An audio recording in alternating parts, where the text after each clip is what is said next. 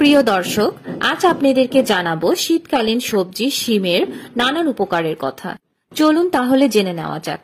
প্রতি 100 গ্রাম শিমে 86.1 গ্রাম জলীয় অংশ আছে।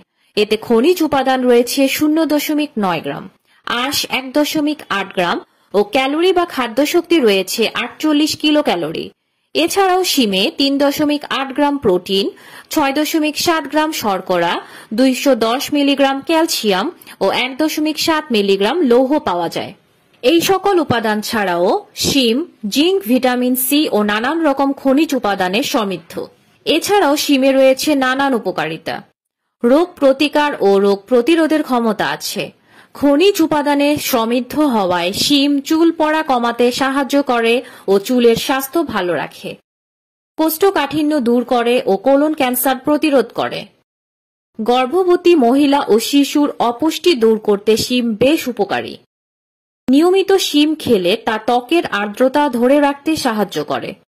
শিমে সিলিকন জাতীয় উপাদান থাকে যা হাড় সুগঠিত করে।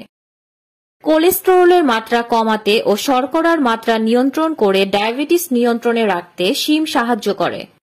নিয়মিত শিম খেলে হৃদরোগের ঝুঁকি অনেকটাই কমে আসে। শিমের ফুল রক্ত আমাশয় দূর করতে সাহায্য করে।